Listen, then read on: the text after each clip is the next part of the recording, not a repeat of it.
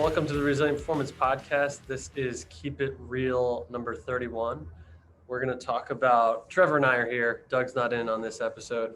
He'll be back next time. But we're going to talk this episode about what it's like to have a physical therapy student here with us.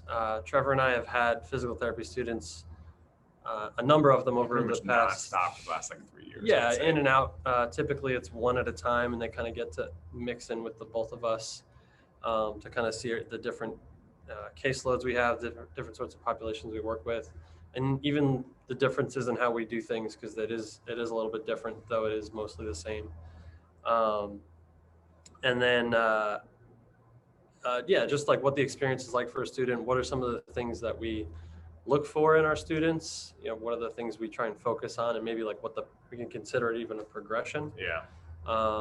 As well as, we don't just take any student. So we always do some sort of interview process, it's just, either meeting them in person if they can come into the clinic, if they're local, or talking over the phone about a resume or whatever it is in their past experience, because it definitely is a different setting than the traditional in-network outpatient ortho sort of setting.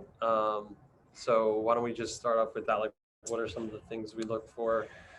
Yeah, I guess for a student to start with it, or whatever you want to talk about, go for it. Like I would say, like I had an interview with a student recently who just set up a clinical to start with us next spring, right? Yeah, next spring, I believe. And I think a lot of people, because they see what we post on social media and some of the different education stuff that we do, they probably think that we always want to make sure that students have had like a really extensive strength and conditioning background or personal training background or something kind of like that. And the student that we're going to have start with us next year has not had any experience in strength and conditioning. Like, they were a collegiate athlete, but they themselves, in terms of coaching athletes and things like that, they haven't done before, which obviously like can be helpful to come into a setting with a background like that. But what stuck out about this individual was much more like their drive and their goals and kind of what they want to get out of the experience with us in terms of the setting that they want to be in down the line, what they are interested in learning, and the kind of open-mindedness that they came into the whole discussion with. I think we always want students who want to learn, because we definitely don't do a lot of things that we are taught traditionally in physical therapy school. We do a lot of things that are very different. So we need someone that is open-minded and has goals that are kind of different than just, like, I just want to go in and treat a bunch of people. Because like, we had classmates like that, where their whole goal with the clinical was not necessarily to learn. The goal was just to practice, meaning they wanted to be almost given a full caseload to just do whatever they want to do, which is never going to happen with a student in our setting with us. So it's like, I'm very upfront about that. Like, if you're just looking to practice and have somebody like overseeing you, quote unquote, like, like basically you having your own caseload and they're just like there to chicken on you, it's like, that's what this experience will never be. Because as a student, your goal should be, in our opinion, to learn as much as you possibly can. So we want students who come in with that as their kind of number one goal, where you're going to get as much practice as we feel comfortable giving you in terms of one-on-one care. We'll kind of ease you into things, because ultimately, like, our number one job is to take care of our clients. If we're not taking care of our clients, then they're having a bad experience. They're not doing, what they're not getting what we think is best. So in terms of like the student taking on a caseload, that's never our priority. Our priority is to, number one, take care of our clients. And I think by students observing that and seeing the amount of care and thought that we put into each session with our clients, like, that kind of sets the standard for what hopefully they take into whatever clinic they end up kind of working in. So I think that kind of open-mindedness, that drive to learn, that ability to kind of ask questions and be inquisitive are really some of the things that we look for when we're just doing an interview with a student. And honestly, like, we've talked about this on different episodes, like somebody who I kind of would want to hang out with, like somebody who can kind of be in this setting, which is a very different setting, especially here in Jersey, because we have so many kids through college and pro athletes, and just such a different like group of athletes. We need somebody who can kind of be comfortable in this environment, who has a good personality, who wants to be able to talk to people, who seems social. There's just a lot of different things like that we kind of look for when we initially interview a student. Yeah, and definitely a couple of things you touched on there. We don't expect students to know everything day one. We don't know everything is what we'll tell them day one with us. we just want people, like you said, who are open to learn. And it's in the past been like a breath of fresh air for a student to come in and realize like, oh, I don't need to go through, a dozen continuing education courses before I show up. It's more about what are those important things that we've taken away from the continuing education courses, which is kind of like what we want our online membership for pros to be, is more about like, like we've taken all these dozens of courses, but like what are the more important things, the more important takeaways that actually are implemented when we work with people. And it's not just talking about stuff for the sake of talking about it. So that was the one thing. And then I think something that's really important too is like anything can work. And we've spoken about stuff like this before, where it's like pick, for a traditional PT approach coming out of school, a Therex class, like it's like, all right, pick a glute exercise, like it's a bridge. Okay, it's like, okay, cool.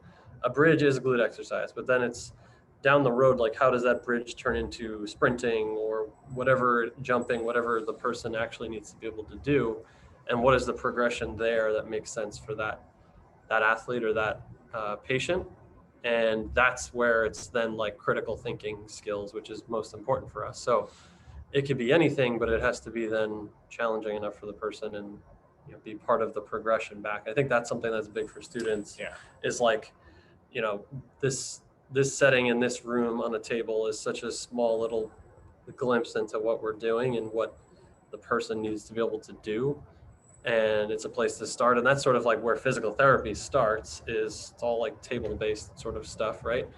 But then it's the critical thinking skills to take it onto the turf floor, gym floor, and make it more of like, okay, this is performance now, where that's the next level that we want students to get to. But most importantly is like the ability to think to do that. And then, asking why. Yeah, the asking why, and like figuring out and realizing like why you would want to progress to this sort of thing, starting from a glute bridge as an example. And then after that, it's like, then you just have to have good rationale and pick the right thing. And that was definitely something for me as a student, like kind of realized, in the fire is like, all right, well, what does this person need? They need some sort of like serratus exercise. It's like, all right, well, what do you want to do? It's like, I don't know. I just imagine the most craziest thing you can think of as a student, and that's not how it needs to go. Like, pick something, and then from there, it's like, all right, sure, do it, and then see how it goes. If it doesn't work, then you're just constantly going through this critical thinking process.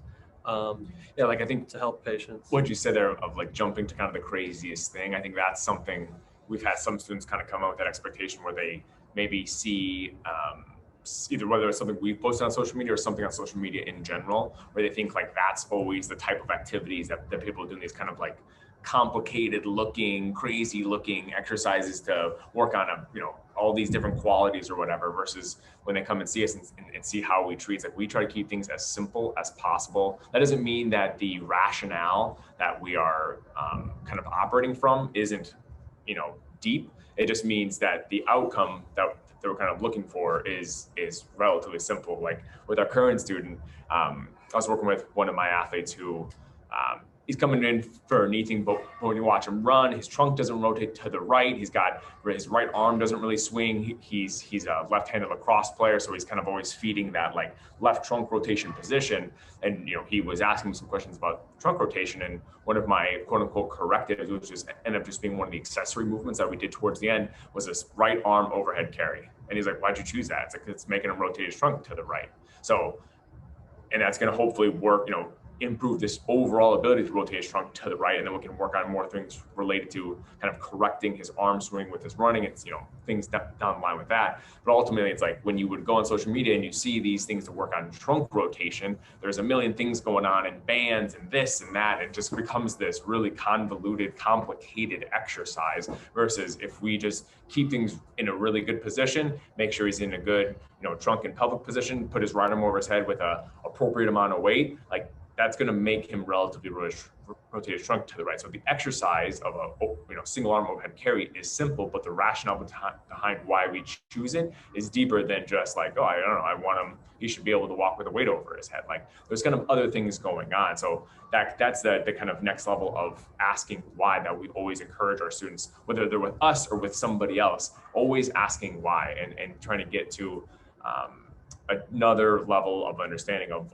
why we choose the interventions that we do. That's part of, like I wrote on the board, intangibles is like the number one thing for us. Like, can you critically think, can you just talk to people and have conversations with people from all walks of life, or even have conversations with people that don't really want to have conversations with you because they're uncomfortable. It's just like it's such a dynamic situation. You never know what you're going to get. Yeah. Or are you good enough at like reading the room and realizing like, I'm not going to have a conversation with this person, but I need to find other ways to like communicate what I need to communicate. So those are like the number one things. And then it's just like paying attention and showing up on time and like all the things that you don't necessarily, not staring at your phone. Yeah, like the things you feel like you shouldn't have to say that are just understood. So like the progression for a student would be your first week, like you're just going to pretty much watch us, talk to us, get to learn all the people around us, the gym that we're in. And then after that, it's what sort of experiences do you already have? What have we been able to go over with you hands-on wise? Because we do, at least I do a fair amount or a ton of soft tissue work. Just depends on who I'm working with at that moment. So if we have a half hour, we're going to do the student working on me doing soft tissue work on whatever muscle group. And then it's almost like they get checked off. They get checked off that they can do it, and then start to implement like, oh, okay, you're gonna hop in here and work on this person's QL or whatever it is. So that's like the early on sort of process for our students. And then by the end, though, we have had students where they are almost doing full case pretty much, like they're doing everything, quote unquote, with us, just with them. And then it's just more of a factor of like who the person is, whether or not they'll be doing everything or only a little bit or none. But yeah, I mean, we try to make every student comes in from such a different background and different place. Like we've had our first student was a massage therapist before he went to PT school. So it's like he came in with a great manual skill set already. So from almost, I would say like maybe even week one, it's like we kind of would throw him in with certain manual things just to let him get experience, to get to know clients and things like that. We have had other people with really extensive like strength and conditioning backgrounds that have done really good internships at different places.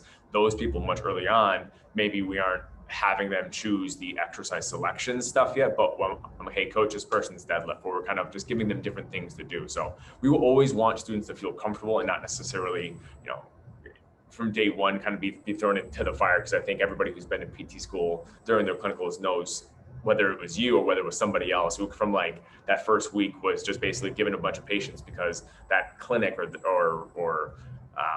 that therapist was looking just to bill as many hours as they possibly could. So they were trying to get that student to have a bunch of hours to, again, be able to bill insurance. So we really want to make sure like our clients feel comfortable and our students feel comfortable. And we are trying to give them the appropriate things to do while gradually giving them more things to do throughout the clinical. But again, always trying to start with what is that person's kind of initial skill set. Like one of our students was an athletic trainer before going to PT school. So they had very specific things that they were already comfortable with.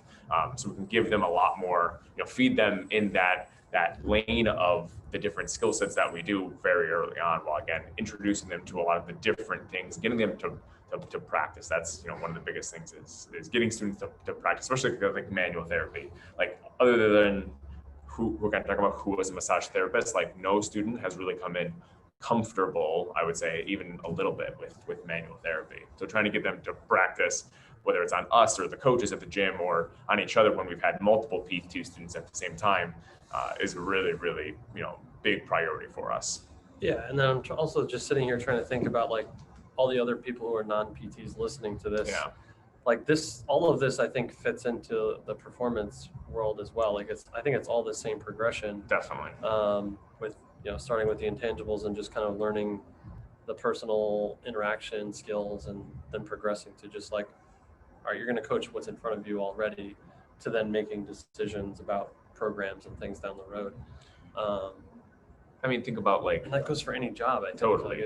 Like this isn't unique to physical therapy. Yeah, it's like every job kind of has those intangibles, and the people with those intangibles like stand out very early on, even more than just like whatever their kind of knowledge and skill set is. Because in the real world, when you're working with clients, it's not just knowledge. Like knowledge, I would almost say, is a small part of it. It's the intangibles. It's the ability to talk to people, the ability to get people to be comfortable, to, you know, make them feel safe in this setting with you. Like those are the things that we look for with our students. Like, oh man, he's like, that person's going to be good, because they do have those intangibles. Like I think about, you know, who we hired and like was our student last year, Greg and I almost right away were like, yeah, Joe's going to be good, because he was just right off the bat really comfortable with clients and made them feel comfortable, which is, you know, to a certain degree something that's kind of hard to teach sometimes. And those are things that definitely stand out with some of the students that we've had. So we're always looking for those people who not only like, hopefully you're going to be a really good therapist or a strength coach or whatever, but like number one, you're a good person. Like we say that all the time. It's like rule number one, be a good person. Number two, be good at your job. Like that, being a good person definitely becomes first, and it makes the other stuff a lot easier. It's easy to teach people how to, you know, coach a deadlift or how to choose certain exercises or to do manual therapy or whatever it is. But teaching somebody to just be a good person, like once you have that, like the other stuff can be taught pretty easily. Yeah, and I don't think it needs like a weekend course to go over hacking the hinge or anything. Yeah, right. Is there anything else like we wanted to talk about, like school versus independent learning? Is this? Yeah, like I think, and the reason we kind of thought about that is, you know, we always want our students to kind of understand that what we do, if they don't necessarily have a ton of experience outside of like the school realm of physical therapy, just to be prepared that like what we do is not the traditional orthopedic stuff that you kind of learn in school from a direct standpoint or corrective exercise standpoint. We do things that are a lot different than school. And I think like there's some people that kind of like know that, but then they think like the stuff that's on social media, that's really overly complicated exercises that like, oh, to get a glute instead of just like doing a bridge, which is 100% appropriate, like, or to put a band around the knees, which can be 100% appropriate in certain situations, they think they need to be doing something with like 15 different, you know, bands and foam rollers and this and that, and make things all too complicated. It's way too complicated. It's like, no, man, like that single leg bridge is still 100% appropriate. It's probably more appropriate than all these exercises that we're kind of doing to make things just complicated, to make ourselves feel like we're doing something that's really smart and high level, but for the client doesn't make a difference at all. So trying to almost, it's like finding that kind of happy medium between like, you know, orthopedics and biomechanics and all that kind of stuff. And how do we make things a high enough level from a stress standpoint, from a complicated standpoint, that it's going to challenge the client and help them accomplish their goals, versus like we're giving them something for a goal that we have for them, not that meets their goal. Right. And I think that's part of the intangibles too, is like when you learn to read the room and you read the client in front of you, you realize like most people don't really give a shit about this stuff. Like they just want to feel better and move better and whatever it is, you know, whatever their goals are. Like they don't care what the particular exercise is, as long as they can do it and it makes sense to them. Yeah. If you're going to give them something so complicated, first of all, they're probably never going to do it on their own if you're trying to get them to do something independently, because it's just too complicated, hard to recreate. Maybe they just get frustrated because it doesn't feel the same as when they do it with you. Yeah. So then it's a failure. That exercise is no longer useful. And that's I think that's a huge breath of fresh air for most students. Like I said, because they always come in thinking that we're doing some crazy things with people, and it's often not the case. Like I said, because they're going to leave here and they definitely don't care as much as we do about exercise and training and stuff. So whatever is going to work for them that makes them feel good is what they need to do, no matter what it is.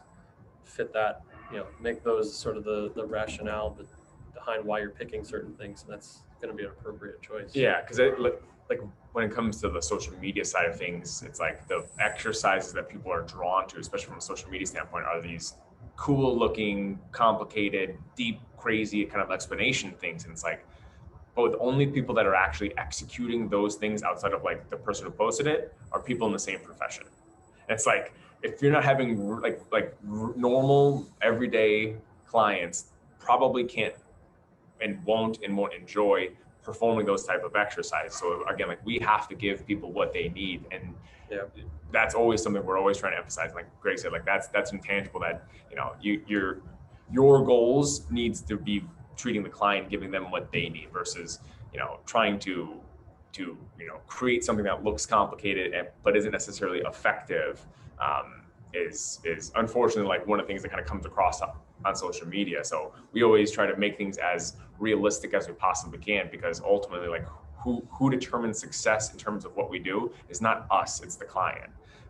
So we have to be always prioritizing what are we giving the client. And again, like having good explanations and good rationale for things is super, super, super important. We want people to ask why, but we also need to understand that, making things just hard for the sake of being hard also doesn't matter. So it's kind of finding that middle ground of giving them the appropriate thing at their level, wherever they are currently, trying to jump to something, too quote unquote high level too soon, which is, again, I think that's part of it's like school we think is low level, and then social media we think is like what everybody kind of should be doing. And it's like, no, it's the stuff in the middle, like living in that kind of quote unquote gray area is what we want people to do, because that's where the true magic happens. That's where people actually find results, and that's where people have success, is by us giving them, what they truly need. So how do we determine what they truly need? And that's, getting comfortable with their subjective, getting comfortable with their different objective measures that we kind of, do here with our clients, and how do we progress those things, and always asking why is something we really want our students to do. Yeah, I don't think I have anything else. Just keep it real and be honest with yourself. So that's rule number 2. Rule number 1 is be a good person. Rule number 2 is keep it real. That's rule number 3, don't suck. Yeah, and rule number 3 is don't suck. Those were the rules we were given by our mentors, and that's what we try to instill in our students, to just keep it real, man. Like, don't make it too complicated. That's exactly why we call this the Keep It Real, because it's just about being honest about what we actually do, and that's what we genuinely want our students to see truly, truly, truly, truly what we do, because I think we have very good results with our clients because we keep it real. Keep it real. So by the time this episode is aired, it'll be August, which is insane. But we'll be in our second month of our online membership platform. So we'll have some new content up over, starting August 1st or 2nd, whatever the Monday is there. And I think, what is it coming up? Doug's writing an article. Yeah. I don't know what about. He's just going to use his huge brain and write something cool. Yeah. I think he's referencing some old things he's written too, so that should be nice to tie things together. I'm doing by this time, I already did do a talk about how I implement some plyos for throwers. Since I see so many throwers and it's still baseball season, we're going to talk about that a little bit. That's a webinar format, so it'll be a PowerPoint presentation with some application points for sure. And then you have a breakdown. Yep, a 2-foot jump breakdown that we'll be talking about. So kind of talking about like the mechanics behind a successful 2-foot jump, and then we'll talk a little bit about some of the different exercises and movements that we like to use to kind of improve and strategies to improve somebody's 2-foot jump. So that's what we'll talk about for August. Nice. And then I think after that is, you're in September, I think you're doing an eccentric knee control webinar. There's going to be a webinar in October about snow sports, preparation for snow sports. I don't know. We got some cool stuff coming up, and I'm excited about it. So hopefully we get some more of you guys on there. And if you guys have anything you would like to hear us kind of present on, always, you can DM us on Instagram, send us an email. We're always looking for what it is that people kind of want to be hearing about, because we know the things that we find interesting and things that we want to learn about, but we always want to hear from you guys too. Yeah, even just these simple keep it real topics. Absolutely. It might turn into something even more. I think that's happened in the past already. So that's it for today, and we will see you next time. Thanks, everybody. Keep it real. Thank you for listening to the Resilient Performance Podcast. For 10% off our continuing education membership platform, please use promo code PODCAST at our website, resilientperformance.com, and be sure to join our mailing list for monthly exclusive content.